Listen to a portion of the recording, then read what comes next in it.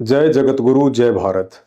मेरे प्यारे मुसलमान भाई और बहनों, अपने ही धर्म की एक अनसुनी अटल सच्चाई को सुनकर चौंक मच जाना, जिसका खुलासा परमाणु के साथ आज इस वीडियो में होने जा रहा है। प्रिय दर्शकों, परम पूज्य संत रामपाल जी भगवान के चरणों की धूल मुझ मानव धर्मी पवन दास के वीडियो देखने से पहले अपनी आंखों से हिंदू मुस्लिम वाला शैतानी चश्मा उतार दिया करो, क्योंकि मैं सिर्फ एक ही धर्म को मानता हूं, जो दुनिया का पहला धर्म है, जिसका नाम है आदि सनातन मानव धर्म। और इसी आदि सनातन मानव धर्म से 3200 वर्ष पहले हिंदू धर्म, बौद्ध धर्म, 2500 वर्ष पूर्व ईसाई धर्म, 1400 वर्ष पूर्व इस्लाम धर्म, 600 वर्ष पूर्व सिख धर्म और लगभग 550 वर्ष पूर्व जैन धर्म का निकास हुआ। और ये जितने भी नकली धर्म हैं, सब के सब पाखंड, आडंबर और मनमानी भक्ति साधना की कच्ची नींव पर टिके हुए हैं। इसलिए जब भी आप मेरे वीडियो देखें तो किसी धर्म, मजहब या जाति से जोड़कर ना देखें। ना ही मैं किसी धर्म, मजहब या जाति विशेष के लोगों को टारगेट करके वीडियो बनाता हूं। मैं सिर्फ अपने गुरुदेव के आशीर्वाद से समाज में भक्ति के नाम पर फैल रहे आडंबर व पाखंड को जनमानस के सामने लाकर रखता हूं, फिर चाहे वो हिंदू समाज हो या मुस्लिम समाज हो। इसलिए वीडियो देखने से पहले आप चाहे हिंदू हैं या मुसलमान, अपनी नजर और नजरिया दोनों साफ रखें। मैं जो भी बात अपने वीडियो में कहता हूं या कहूंगा, उसका पुख्ता प्रमाण भी दूंगा, क्योंकि परम पूज्य संत रामपाल जी महाराज जी के भगत सोशल मीडिया पर दुनिया वालों की तरह पैसे और पब्लिसिटी बटोरने की भूख में समाज को गुमराह नहीं करते हैं। तो बात चल रही है उस पाखंड और आडंबर की, जिसे भेड़ चाल की तरह देखा देखी में मुसलमान समाज सदियों से फॉलो करता आ रहा है। जिस पाखंड का नाम है सुन्नत या खतना करवाना, मूछ कटवाना और सर पर टोपी पहनना, जबकि इसके पीछे की हकीकत से वर्तमान का कोई भी मुसलमान परिचित नहीं है कि इस्लाम धर्म में सुन्नत करवाने, मूछ कटवाने और टोपी पहनने की शुरुआत कब, क्यों और कैसे हुई थी। वह औरत कौन थी जिसने गुस्से में आकर सजा के तौर पर अपने नौकरों से हजरत मोहम्मद के लिंग का आगे का पूरा हिस्सा ही कटवा दिया था। जिस औरत ने बेइज्जत करने के लिए सामान्य व्यक्ति की तरह लंबी लंबी दाढ़ी मूछ रखने वाले हजरत मोहम्मद की मूछें कटवा दी थी। जिस औरत ने बेइज्जत करने के लिए हिंदुओं की तरह लंबी चोटी रखने वाले हजरत मोहम्मद की चोटी कटवा दी थी। जिसके बाद अपनी बेइज्जती के डर से शर्मिंदा होकर खुद हजरत मोहम्मद ने इस घटना पर पर्दा डालकर अपने अनुयायियों से इस्लाम की दीक्षा से पहले सुन्नत करवाने, मूछ कटवाने और टोपी पहनने की एक परंपरा शुरू करवा दी, ताकि हकीकत से पर्दा ना उठ जाए। वरना हजरत आदम से लेकर हजरत मोहम्मद से पहले जितने भी रसूल, नबी, पैगंबर और मुसलमान इस्लाम धर्म में पैदा हुए हैं, एक का भी नाम बता दो जिसने सुन्नत करवाई हो, मूछ कटवाई हो या टोपी पहनकर नमाज अदा की हो। या मुसलमान समाज की किसी भी पुस्तक, कुरान, तौरेत, जबूर या इंजिल में कहीं भी लिखा हुआ हो कि एक सच्चे मुसलमान के लिए सुन्नत करवाना, मूछ कटवाना या सिर पर टोपी पहनना अल्लाह का कोई फरमान हो। यकीन ना हो तो आप मुसलमानों के द्वारा बनाई गई हजरत मोहम्मद की किसी भी फोटो को देख लीजिए, जो सर पर साफा पहने हुए ही दिखाए गए हैं, ना कि टोपी पहने हुए, जिनकी मूछें भी एक सामान्य व्यक्ति की तरह लंबी लंबी हैं, ना कि वर्तमान के 5 वक्त के किसी नमाजी मुसलमान की तरह कटी हुई हैं। भाई और बहनों, धार्मिक गुरुओं की नासमझी और अज्ञानता के कारण पाखंड, आडंबर और मनमाना आचरण वर्तमान में हर धर्म में अपनी जड़ें जमा चुका है। परंतु अब युग परिवर्तन का समय है। बहुत जल्द दुनिया के सभी धर्म एक ही धर्म में विलीन हो जाएंगे, जिसे आदि सनातन मानव धर्म कहते हैं। और यह कार्य बहुत जल्द 2028 के बाद प्रकृति अपने आप ही कर डालेगी। उसे किसी मुल्ला, मौलवी, धर्मगुरु या राजनेताओं से इजाजत लेने की जरूरत नहीं पड़ती है, और ना ही प्रकृति किसी मानव निर्मित फतवे या कानून को मानती है। मैं मानव धर्मी पवन दास, परम पूज्य जगत गुरु संत शिरोमणि सतगुरु रामपाल जी परमेश्वर जी का अदना सा शिष्य, 2028 महाविनाश से पूर्व आप सभी हिंदू, मुस्लिम, सिख, ईसाइयों को सूचित कर रहा हूं कि इंसानों द्वारा निर्मित धर्म, जात पात और ऊंच नीच के पाखंड से बाहर निकलकर अपने मूल स्वरूप और आदि सनातन मानव धर्म को पहचान कर उससे जुड़ने का प्रयास करें। वरना जो लोग आज देश और धर्म को बचाने का ठेका लेकर बैठे हैं, 2028 तक स्वयं के इंसानी अस्तित्व को बचा पाना भी उनके लिए मुश्किल हो जाएगा। अतः समझदार इंसान को चाहिए कि यूट्यूब पर संत रामपाल जी महाराज के सत्संग सुने, सभी बुराइयों और विकारों को त्याग कर मानवता को अपनाएं, वरना 2028 2028 तक प्रकृति और काल पुरुष उन सभी मूढ़ इंसानों की चटनी बना डालेंगे जो अज्ञान और पाखंड की नाव पर दलदल को ही समुद्र समझकर दूसरे किनारे जाने की उम्मीद लगाए बैठे हैं। भाइयों और बहनों, अब आगे का वीडियो निष्पक्ष होकर धैर्य के साथ पूरा देखिए। हजरत मोहम्मद को लेकर यह सच्चाई मेरे पूज्य गुरुदेव सतगुरु रामपाल जी भगवान ने सन 1994 से ही सार्वजनिक तौर पर गांव-गांव जाकर सत्संग के माध्यम से लोगों को बताना शुरू कर दी थी और एक एक बात का प्रमाण भी दिया। परम पूज्य सतगुरु रामपाल जी भगवान ने बताया कि हजरत मोहम्मद भी श्री राम और श्री कृष्ण की तरह एक अवतारी महापुरुष थे। अवतार को इस्लाम में पैगंबर कहा जाता है। फर्क केवल इतना सा है कि श्री राम और श्री कृष्ण श्री विष्णु जी के अवतार थे, इसलिए वो विष्णु लोक से आए थे, जबकि हजरत मोहम्मद जी शंकर जी के गण थे, इसलिए 1400 वर्ष पूर्व शिव जी के द्वारा उन्हें अपने शिवलोक से भेजा गया था। मुसलमान सिर्फ इतना ही जानते हैं कि हजरत मोहम्मद की माता का नाम आमना और पिता का नाम अब्दुल्ला था, परंतु सच्चाई इसके बिल्कुल विपरीत है, जिसे स्वयं अल्लाह के अलावा धरती पर कोई दूसरा ना ही तो जान सकता है और ना ही बता सकता है।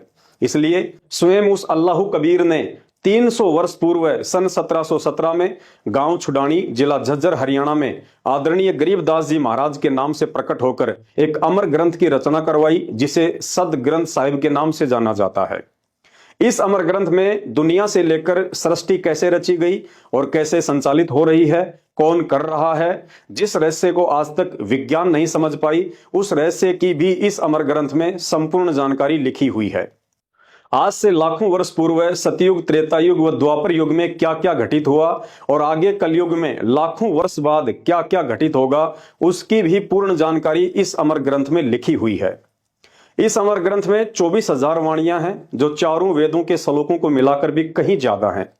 इस अमर ग्रंथ में हिंदू, मुस्लिम, सिख, ईसाई, जैनी, फारसी, यहूदी, मंगोली आदि विश्व के सभी धर्मों की जो जानकारी चारों वेद, गीता जी, 18 पुराण, कुरान, तौरेत, जबूर, इंजल, बाइबल व गुरु ग्रंथ जैसे शास्त्रों में भी नहीं लिखी हुई है, वह गूढ़ जानकारी भी आपको इस अमर ग्रंथ में लिखी हुई मिलेगी। जिस संपूर्ण शारीरिक योग क्रियाओं को महर्षि पतंजलि भी नहीं जानते थे, जिस संपूर्ण आयुर्वेद को श्री धन्वंतरी भी नहीं जानते थे और हजारों वर्ष योग समाधि में लीन रहकर ब्रह्मा और शंकर भी जिस ब्रह्मांड के रहस्य को नहीं समझ पाए, उस गुप्त रहस्य को भी अल्लाह ने इस अमर ग्रंथ में लिखवाया हुआ है। इस अमर ग्रंथ पर जिस दिन वैज्ञानिकों की नजर पड़ेगी, उस दिन उनके होश उड़ जाएंगे। विज्ञान और वैज्ञानिक इस अमर ग्रंथ के ज्ञान के आगे अपने आप को बहुत ही बौना महसूस करेंगे, क्योंकि इस अमर ग्रंथ में आध्यात्मिक क्रियाओं के द्वारा दुनिया के सबसे विषाक्त जहर को भी गंगा जी के जल से कहीं अधिक शुद्ध और पीने योग्य बनाने की विधि लिखी हुई है। इस अमर ग्रंथ में किसी भी बड़ी से बड़ी प्राकृतिक आपदा को आध्यात्मिक क्रियाओं के द्वारा रोकने की संपूर्ण विधि लिखी हुई है, जैसे बाढ़, भूकंप, अतिवृष्टि या अकाल आदि गिरना। इस अमर ग्रंथ में दुनिया की किसी भी भयंकर से भयंकर रोग से पीड़ित रोगी को बिना किसी दवा और ऑपरेशन के 100% स्वस्थ करने की आध्यात्मिक विधि भी लिखी हुई है, जो रोग अभी तक दुनिया में आए भी नहीं है। बाकी एड्स, कैंसर व कोरोना जैसे वायरस आदि रोगों की तो औकात ही क्या है। साथ ही भविष्य में आने वाली किसी भी खतरनाक महामारी व भयंकर से भयंकर वायरस का समाधान भी इस ग्रंथ में लिखा हुआ है। इस अमर ग्रंथ में सृष्टि की वह मंत्र विधि भी लिखी हुई है, जिसके प्रयोग से पूर्णतया मृत इंसान के शरीर को पुनः जीवित किया जा सकता है। और निसंदेह संत रामपाल जी की शरण में आकर इस मंत्र विधि का एक नहीं, दो नहीं, बल्कि उन सैकड़ों व्यक्तियों ने लाभ उठाया है, जिन लोगों के उन अविश्वसनीय इंटरव्यूज को टीवी चैनलों पर देखकर आप जी मजाक उड़ाते हैं। इतना ही नहीं, भारत देश आने वाले समय में कैसे विश्व गुरु बनेगा, कौन बनाएगा, यहां तक भी इस अमर ग्रंथ में लिखा हुआ है। साथ ही तीसरे विश्व युद्ध की शुरुआत, समाप्ति और नुकसान आदि को लेकर सारी बातें लिखी हुई हैं तथा आने वाले युग परिवर्तन 2028 में विदेशी ताकतों से चौतरफा घिर जाने के बाद क्या वो विधि है जिसे अपनाकर ही भारत देश का बचाव संभव है, अन्यथा नहीं। सब कुछ इस अमर ग्रंथ में लिखा हुआ है। वर्तमान में इस अनमोल ग्रंथ साहिब की 300 वर्ष पुरानी ओरिजिनल प्रति आपको परम पूज्य सतगुरु रामपाल जी भगवान के नाम से गांव धनाना, जिला सोनीपत, हरियाणा में बनाए जा रहे सतलोक आश्रम में मिल जाएगी। इसके अलावा संत रामपाल जी के नाम से चल रहे अन्य आश्रमों में भी मिल जाएगी, जिनमें सतलोक आश्रम मुंडका दिल्ली में, सतलोक आश्रम शामली उत्तर प्रदेश, सतलोक आश्रम बैतूल मध्य प्रदेश, सतलोक आश्रम खमाणो पंजाब, सतलोक आश्रम धुरी पंजाब, सतलोक आश्रम सोजत पाली राजस्थान, सतलोक आश्रम भिवानी हरियाणा तथा सतलोक आश्रम धनुषा नेपाल में भी प्रमाण के लिए यह अमर ग्रंथ आपको मिल जाएगा। भारत सरकार को भी सूचित करना चाहूंगा कि इस बात की ओर पहले ही ध्यान दिया जाए, वरना बाद में मजबूरन ध्यान देना होगा, क्योंकि इस अमर ग्रंथ को फॉलो करने के अलावा सरकार के पास दूसरा कोई रास्ता बचेगा ही नहीं। कहने का अर्थ है, भविष्य पुराण और भविष्य मल्लिका जैसी पुस्तक तो इस अमर ग्रंथ के चरणों की धूल के समान भी नहीं है। भाई और बहनों, अब आपके जहन में एक सवाल जरूर उठेगा, यदि अल्लाह कबीर आदरणीय गरीबदास जी महाराज जी का यह अमर ग्रंथ इतना ही विशेष और महत्वपूर्ण है, तो आज तक इस अमर ग्रंथ का कहीं कोई जिक्र क्यों नहीं। भाई और बहनों, जिस अमर ग्रंथ को स्वयं अल्लाह कबीर अर्थात भगवान ने आकर लिखवाया हो, तो भला दुनिया में उसी अल्लाह कबीर के अलावा इस अमर ग्रंथ को कौन समझ सकता है और कौन समझा सकता है, क्योंकि इस अमर ग्रंथ की चौपाइयों में विश्व के सभी देशों की 2700 से अधिक भाषाओं के शब्दों का समावेश है। अर्थात यह अमर ग्रंथ दुनिया की 2700 से अधिक भाषाओं के शब्दों से लिखा गया है। अतः इस अमर ग्रंथ में लिखी हुई उन 24,000 चौपाइयों का अर्थ समझने और समझाने में दुनिया में अल्लाह कबीर अर्थात पूर्ण परमात्मा के अलावा धरती का कोई इंसान तो छोड़िए, स्वयं ब्रह्मा विष्णु महेश और 33 करोड़ देवी देवता भी समर्थ नहीं है। अर्थात वर्तमान में धरती पर परम पूज्य अल्लाह कबीर संत रामपाल जी भगवान ही एकमात्र वह महापुरुष है जो इस अमर ग्रंथ में लिखित रहस्यों को समझा सकते हैं और सन 1994 से अपने अनुयायियों को समझा भी रहे हैं। अब इसी अमर ग्रंथ में हजरत मोहम्मद जी के विषय में लिखी हुई सुन्नत करवाने, मूछ कटवाने और टोपी पहनने को लेकर बताई गई सच्चाई, जो परमेश्वर रामपाल जी ने सैकड़ों बार अपने सत्संगों में बताई है, ज्यों की त्यों आपके सामने पेश कर रहा हूं, ध्यान से सुनिए।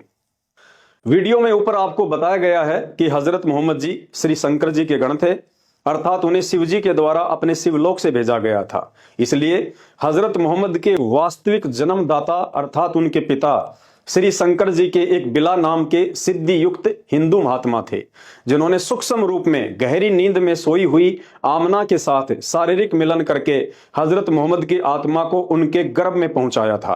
अर्थात सांसारिक तौर पर अब्दुल्ला को ही मोहम्मद जी का पिता माना जाता है, क्योंकि उनकी माता आमना का निकाह अब्दुल्ला से ही हुआ था, परंतु आध्यात्मिक दृष्टि से हजरत मोहम्मद को जन्म देने वाले उनके वास्तविक पिता श्री शंकर जी के पुजारी बिला नाम के हिंदू महात्मा थे। इस गुप्त रहस्य का जिक्र इसी अमर ग्रंथ के अथ मोहम्मद बोध नामक चैप्टर में स्पष्ट लिखा हुआ है। जब हजरत मोहम्मद अपनी माता आमना के गर्भ में थे तो उनके सांसारिक पिता अब्दुल्ला की एक बीमारी के कारण मौत हो गई थी।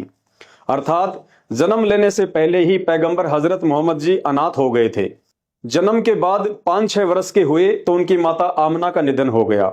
अर्थात पैगंबर हजरत मोहम्मद जी को बचपन से ही यतीमी का जीवन जीना पड़ा। दादा अब्दुल मुतल्लब ने हजरत मोहम्मद को पाल पोस के बड़ा किया, लेकिन 11-12 वर्ष के हुए तो दादा भी दुनिया से चल बसे। फिर उनके चाचा ने उनको सहारा दिया। 25 साल के हुए तो हजरत मोहम्मद का निकाह एक 40 वर्षीय 2 बार की विधवा दौलतमंद खदीजा नाम की औरत से हुआ। श्री शंकर जी के शिवलोक से आए हुए गण होने के कारण बचपन से ही उनकी भक्ति में रुचि थी। बड़े होने पर यह तड़प और अधिक बढ़ने लगी। एकांत में पहाड़ की गुफाओं में जाकर कई कई दिन तक ध्यान में बैठे रहते थे। कुछ समय बाद शैतान अर्थात काल ने गला दबा दबाकर जबरील नाम के फरिश्ते के द्वारा इनके ऊपर आयतें उतारी। आयत वाला यह विवरण तो आपको हजरत मोहम्मद की जीवनी में इस्लाम की लगभग हर पुस्तक में आसानी से पढ़ने को मिल जाएगी, परंतु अब आगे का जो सत्य विवरण है वो आपको सिर्फ अमर ग्रंथ में संत रामपाल जी महाराज के सत्संग सुनने से ही मिलेगा, जो इस प्रकार है। एक समय हजरत मोहम्मद ने अपनी पत्नी से कहा कि मैं इस्लाम के प्रचार प्रसार के लिए अरब देशों में जाना चाहता हूं। पत्नी ने कहा कि बेशक जाओ, लेकिन मुझे एक बात का डर है, कहीं आप पर स्त्री के संपर्क में आकर अपना धर्म कर्म नष्ट ना कर दो। हजरत मोहम्मद ने कहा कि ऐसा बिल्कुल भी नहीं होगा। पत्नी ने कहा, यदि ऐसा हुआ तो आप क्या करेंगे? हजरत मोहम्मद जी ने कहा, जो सजा आप दोगी मुझे मंजूर होगी। खदीजा ने अपने 3 वचन लेकर जाने की अनुमति दे दी, लेकिन पीछे से खदीजा ने जासूसी के तौर पर अपने कुछ सैनिक भी भेज दिए। कुछ समय बाद सैनिकों ने बताया कि हजरत मोहम्मद जी के कुछ गैर औरतों के साथ शारीरिक संबंध हो चुके हैं। खदीजा ने हजरत मोहम्मद जी को वापस बुलवाकर इस बात की पुष्टि के लिए पूछा कि मैंने आपके विषय में ऐसा ऐसा सुना है, क्या यह सत्य है? मोहम्मद जी ने फरमाया कि बिल्कुल सत्य है, मेरे से यह गलती हुई है। खदीजा ने कहा, अब आपके साथ क्या किया जाए? मोहम्मद जी ने कहा, जो सजा आप देंगी मुझे मंजूर होगी, क्योंकि मैं आपका गुनहगार हूं। नाराज पत्नी ने पहली सजा के तौर पर अपने सैनिकों से हजरत मोहम्मद के लिंग का आगे का हिस्सा कटवा दिया। दूसरी सजा के तौर पर बड़ी बड़ी दाढ़ी मूछ रखने वाले हजरत मोहम्मद की अकेली मूछें मुंडवा दी। और तीसरी सजा के तौर पर हिंदुओं की तरह लंबी चोटी रखने वाले हजरत मोहम्मद की चोटी कटवा डाली। और खदीजा ने कहा, अब आप मेरी तरफ से बिल्कुल स्वतंत्र हैं, कहीं भी जाइए और कुछ भी कीजिए। इस अटल सच्चाई को 600 वर्ष पूर्व कबीर जी ने भी अपने कबीर सागर में एक भजन के माध्यम से लिखवा दिया था, जिस भजन को सैकड़ों वर्षों से हिंदुस्तान में सभी कबीरपंथी गाते आ रहे हैं। लेकिन अल्लाह कबीर संत रामपाल जी के अलावा इस रहस्य को सही से कोई नहीं समझा पाया, जिसमें कबीर जी ने मोहम्मद जी के लिंग और मूछें काटे जाने के विषय में स्पष्ट जिक्र किया हुआ है। सुनिए उन्हीं कबीर पंथियों के द्वारा यह भजन। इस भजन को सुनने के बाद में ये सारी बातें आपको आसानी से समझ में आएंगी। भजन है, मेरे साधो भाई मन सब जग भूलिया पाया, सब जगह भूला पाया हमने भाई संतों, सब जगह भूला पाया। हाँ इसी भूल में मोहम्मद भूले नारा मजहब बनाया, इसी भूल में मोहम्मद भूले नारा मजहब बनाया। पर क्रिया से प्रीत लगा के लिंगर मुझे कटाया हमने भाई सब जगह भूला पाया रे, हमने भाई सालो सब जगह भूला पाया। मेरे साधो भाई मन सब जग भूला पाया, इसी भूल में मोहम्मद भूला जिन नाराय मजहब बनाया, इसी भूल में मोहम्मद भूला जिन नाराय मजहब बनाया। पर तरिया सिंह फिरा भटकता लिंग और मूछ कटाया, मेरे साधो भाई सब जग भूला पाया। भाई और बहनों, जिस समय यह घटना घटी उस समय तक हजरत मोहम्मद जी के काफी संख्या में इस्लाम को मानने वाले अनुयायी हो चुके थे। जब हजरत मोहम्मद अपने अनुयायियों के पास गए तो उन्होंने पैगंबर को ऐसे हालात में देखकर उनसे सवाल किया कि आपने मूछ और चोटी क्यों कटवा डाली? मोहम्मद जी ने अपनी बेइज्जती के डर से संपूर्ण घटनाक्रम को छुपाते हुए अपने अनुयायियों से कहा कि भाई देखो, अब इस्लाम के मानने वालों की संख्या तेजी से बढ़ती जा रही है, अतः इस्लाम को मानने वाले मेरे अनुयायियों की आज के बाद एक अलग ही पहचान होनी चाहिए। शिष्यों ने कहा, जी क्या पहचान होनी चाहिए? तो मोहम्मद जी ने कहा, आज के बाद इस्लाम की दीक्षा लेने वाले के लिए सुन्नत करवाना, मूछें साफ रखना और सिर पर टोपी पहनना अनिवार्य होगा। उसके बाद सभी शिष्यों ने उसी दिन से मोहम्मद जी के इस मनमुखी आदेश की पालना शुरू कर दी और वही मनमुखी आदेश आगे चलकर मुसलमान धर्म में सुन्नत करवाना, टोपी पहनना और मूछ कटवाना एक परंपरा बन गई जो अभी तक चल रहा है। मुसलमान भाइयों, वैसे तो किसी भी जीव की हत्या करने वाले, मांस खाने वाले और पकाने वाले इंसान की बुद्धि भ्रष्ट हो जाती है, दया, धर्म और इंसानियत भी नामात्र ही रह जाती है। फिर भी अगर जरा सी भी सोचने समझने की शक्ति शेष हो तो शांति से बैठकर कभी विचार करना। जिसे तुम अल्लाह का नबी कहते हो, जिसे दुनिया का सबसे पाक इंसान कहते हो, जिसने इस्लाम धर्म की नींव डाली थी, जिसने कभी शराब तक नहीं पी, जिसने कभी जीवन में मांस को छुआ तक नहीं, जिसके जैसी इबादत आज का मुसलमान सौपन में भी नहीं कर सकता, जिसे दुनिया अल्लाह के रसूल हजरत मोहम्मद के नाम से जानती है, पाक साफ रहकर भक्ति करते करते भी उस हजरत मोहम्मद की आंखों के सामने उनके तीनों बेटे अल कासिम, अब्दुल्ला और इब्राहिम की अकाल मौत हुई और 63 साल की उम्र में खुद हजरत मोहम्मद जी की बीमारी से तड़प तड़प कर अकाल मौत हुई। आप मुसलमान समाज के विद्वानों के द्वारा लिखी हुई यह पुस्तक जीवनी हजरत मोहम्मद सल्लल्लाहु अलैहि वसल्लम, जिसके लेखक मोहम्मद इनायतुल्लाह सुबानी, प्रकाशक हैं D307 दावत नगर, अबुल फजल एनक्लेव, जामिया नगर, नई दिल्ली, मोबाइल नंबर 26981652। चश्मा लगाकर इस पुस्तक के पेज नंबर 324 से 328 तक पढ़ लेना। 1400 वर्ष पहले जब लोग 100 वर्ष से ऊपर का निरोगी जीवन जिया करते थे, उस समय मात्र 63 साल की उम्र में अल्लाह के नबी हजरत मोहम्मद की कैसे बुखार से तड़प तड़प कर मौत हुई थी। बाप की तकलीफ देखकर बेटी हजरत फातिमा भी रो रो कर अल्लाह से यही दुआ कर रही थी कि हाय मेरे बाप की बेचैनी, हाय मेरे बाप की बेचैनी। स्पष्ट लिखा हुआ है, पढ़ लेना।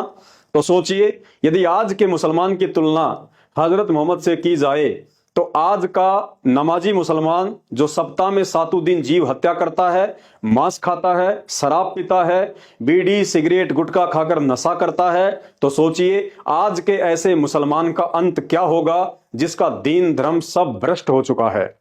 मुसलमान भाइयों, शैतान को ही अल्लाह समझकर शास्त्र विरुद्ध भक्ति करने वाले हजरत मोहम्मद को भी अल्लाह कबीर आकर मिला था, उन्हें ज्ञान भी समझाया था, अपना सतलोक भी दिखाया था, लेकिन शैतान द्वारा भेजे गए जिब्राइल फरिश्ते के डर से हजरत मोहम्मद ने अल्लाह कबीर की सत्य भक्ति को कुछ दिन करके छोड़ दिया और उसी शैतान की आधी अधूरी भक्ति पर स्वयं भी आजीवन लगा रहा और मुसलमान समाज को भी आरूढ़ करके चला गया।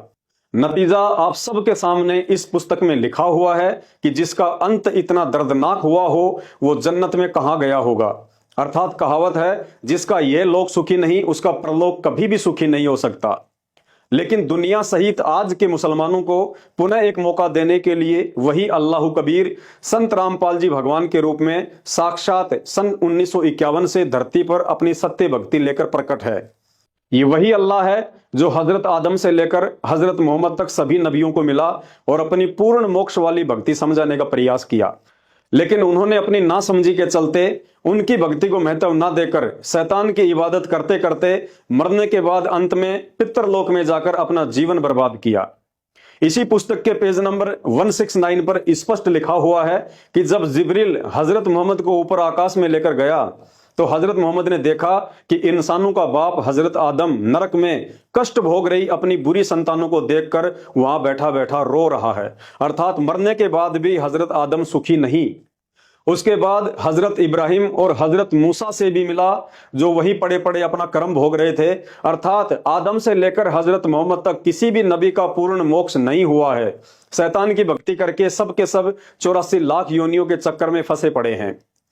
तुम मुसलमान कहते हो कि अल्लाह की कोई शकल सूरत नहीं है, अल्लाह का कोई आकार नहीं है, अल्लाह निराकार है, जबकि इसी पुस्तक के उसी पेज 169 पर नीचे की तरफ स्पष्ट लिखा हुआ है कि जिब्रील के साथ आप सल्लल्लाहु अल्लाह के सिंहासन के पास पहुंच गए और आपकी उम्मत पर 50 नमाजें फर्ज हुई। मुसलमान भाइयों, जरा दिमाग लगाओ, यदि अल्लाह का कोई आकार नहीं है और निराकार है तो निराकार अल्लाह को बैठने के लिए भला सिंहासन की क्या जरूरत पड़ गई, क्योंकि सिंहासन तो किसी साकार व्यक्ति के बैठने के लिए ही लगाया जाता है।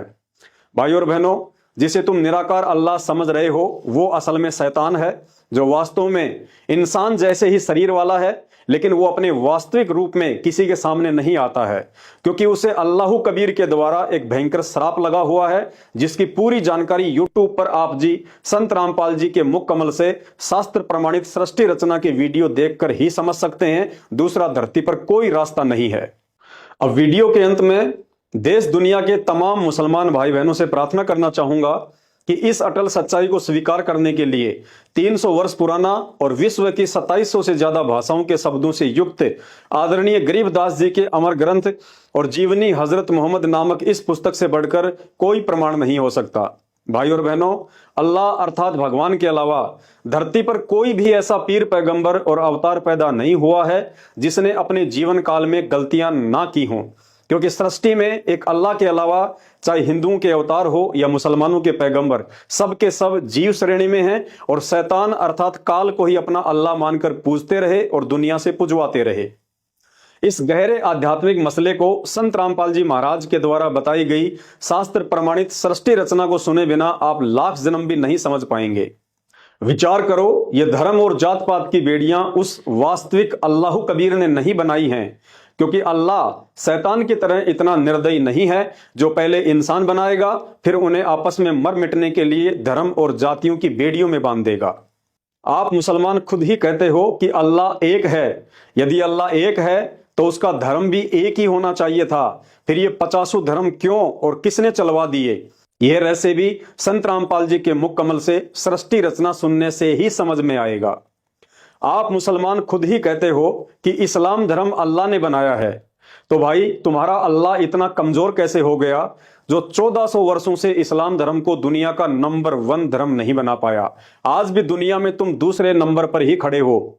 यह रहस्य भी संत रामपाल जी के मुख कमल से सृष्टि रचना सुनने से ही समझ में आएगा।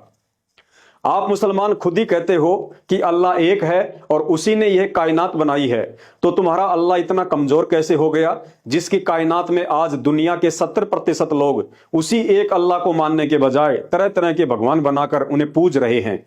भाई और बहनों, ये रहस्य भी संत रामपाल जी के मुख कमल से सृष्टि रचना सुनने से ही समझ में आएगा। आप मुसलमान खुद ही कहते हो कि अल्लाह कादर है, तो भाई फिर उस कादर अल्लाह ने पूरी दुनिया के इंसानों की एक ही भाषा क्यों नहीं बनाई? अपने ही बंदों को तुम्हारे अल्लाह ने क्यों अलग अलग देश बनाकर टुकड़ों में बांट दिया, जिन टुकड़ों के लिए आए दिन दुनिया में युद्ध होते रहते हैं? भाई और बहनों, यह गुप्त रहस्य भी संत रामपाल जी भगवान के मुख कमल से सृष्टि रचना सुनने से ही समझ में आएगा। तुम्हारा अल्लाह एक है, तो क्यों उस अल्लाह ने किसी को काला तो किसी को गोरा, किसी को अमीर तो किसी को गरीब बनाकर दुनिया को 2 हिस्सों में बांट दिया? क्या अल्लाह भी इंसानों की तरह भेदभाव करता है? भाई और बहनों, ये रहस्य भी संत रामपाल जी भगवान के मुख कमल से सृष्टि रचना सुनने से ही समझ में आएगा।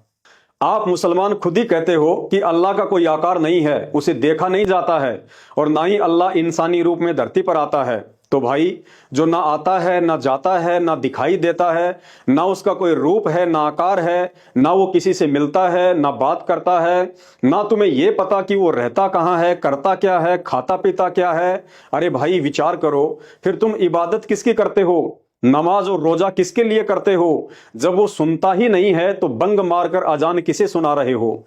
तुम्हारी तो थ्योरी और प्रैक्टिकल दोनों ही गड़बड़ हैं। भाई और बहनों, ये गुप्त रहस्य भी संत रामपाल जी भगवान के मुख कमल से सृष्टि रचना सुनने से ही समझ में आएगा।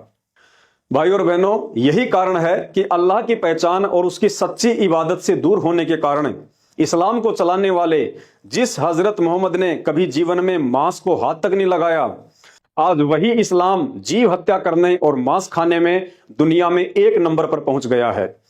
सब के सब नशा, मांसाहार, चोरी, जारी, ठगी, रिश्वत, मिलावट, झूठ, पाखंड, लड़ाई झगड़े और व्यभिचार जैसे कुकर्मों में लिप्त हैं और फिर भी सर्वश्रेष्ठ होने का सूखा ढोल पीटते रहते हैं। जब जब देश दुनिया पर मुसीबत आती है तो इंसानों की मदद के लिए ना तो मुसलमानों का अल्लाह सामने आता है, ना हिंदुओं का राम और ना ही ईसाइयों का जीसस। 2020 कोरोना के समय ना किसी का खुदा मदद को आया, ना किसी का भगवान, क्योंकि अल्लाह से मदद प्राप्त करने का वर्तमान में एकमात्र सच्चा तरीका स्वयं धरती पर प्रकट उस अल्लाह संत रामपाल जी के पास ही है। और निसंदेह हम उस अल्लाह कबीर संत रामपाल जी के फॉलोवर उनकी रजा का भरपूर फायदा भी उठा रहे हैं। भाई और बहनों, जब आप सृष्टि रचना को ध्यान से सुनेंगे तो शीशे की तरह साफ हो जाएगा कि हम इंसानों को शैतान के द्वारा उस साकार अल्लाह की वास्तविक पहचान और जानकारी से दूर रखने के लिए धर्मों में, जातियों में और भाषाओं में आपस में बांट दिया गया है, ताकि जब इस आत्मा को कभी मनुष्य जन्म प्राप्त हो तो उस अल्लाह की पहचान करके हम शैतान के जाल से बाहर ना निकल जाएं, क्योंकि शैतान अर्थात काल के भयंकर जाल से सिर्फ मानव शरीर से ही भक्ति करके निकला जा सकता है। इसलिए शैतान हमारा ध्यान भटकाने के लिए धर्म और जातियों में उलझा कर रखता है। वरना विचार करो, इस एक मनुष्य योनि के अलावा धरती पर 83,99,999 अन्य भी तो पशु पक्षियों की योनियां हैं। उनका कोई धर्म और जाति क्यों नहीं होती है? क्या आपने कभी सुना है कि गधे का धर्म मुसलमान होता है, सुअर का धर्म ईसाई होता है, या कुत्ते का धर्म हिंदू होता है, या किसी भैंस की जाति यादव सुनी हो, या किसी गधे की जाति शर्मा सुनी हो, या किसी बकरी की जाति कुरैशी सुनी हो? क्या इंसानों के अलावा आपने किसी गधे, कुत्ते, बकरे या सुअर को मंदिर, मस्जिद या चर्च की जगह को लेकर लड़ते हुए या झगड़ते हुए सुना हो, देखा हो? भाई और बहनों, पूरी दुनिया में गधे को देखते ही लोग उसे तुरंत पहचान लेते हैं कि यह गधा है। लेकिन आज इंसान की पहचान करना बड़ा मुश्किल है कि यह हिंदू है, मुसलमान है, सिख है या ईसाई है। अर्थात धर्म और जातियों में बटे हुए हम इंसानों से वो गधा लाख गुना अच्छा है जिसकी कम से कम एक पहचान तो है कि मैं मंदिर में जाऊं तो भी लोग मुझे गधा ही कहेंगे, मस्जिद में जाऊं तो भी लोग मुझे गधा ही कहेंगे, और चर्च के सामने खड़ा दिख जाऊं तो भी लोग गधा ही कहेंगे। लेकिन सर्वश्रेष्ठ योनि मनुष्य योनि में जन्मे इंसान की पहचान आज गधे से भी घटिया हो चुकी है। जानवर उस समय तक किसी भी मादा पर गंदी नजर नहीं डालता है जब तक कि वह मादा जवान होकर गर्भ धारण करने के लिए स्वयं तैयार ना हो। और अपने आप को हिंदू, मुसलमान, सिख, ईसाई कहलाने वाले इंसानों की हर दिन अखबारों में नाबालिग बच्चियों के साथ बलात्कार की खबरें छपती रहती हैं। भाइयों और बहनों, यह सब शैतान अर्थात काल का षड्यंत्र है। इस षड्यंत्र से तो मानव जाति की उत्पत्ति करता ब्रह्मा, विष्णु, महेश, उनके अवतार और पैगंबर भी अभी तक नहीं निकल पाए हैं। लेकिन आज मनुष्य जन्म प्राप्त करके, चाहे हिंदू हो या मुसलमान, हमारे पास मौका है कि उस शैतान के ऊपर की महाशक्ति वो अल्लाह कबीर संत रामपाल जी साक्षात धरती पर प्रकट हैं। उन्हें अपने जैसा हाड़ मांस के शरीर वाला सामान्य व्यक्ति समझकर अपने पैरों पर कुल्हाड़ी मत मारिए। आज आप उनकी शरण में आकर इस कलयुग में सिर्फ उनके द्वारा बताई गई इबादत करके ही इस शैतानी जाल से बाहर निकल सकते हैं।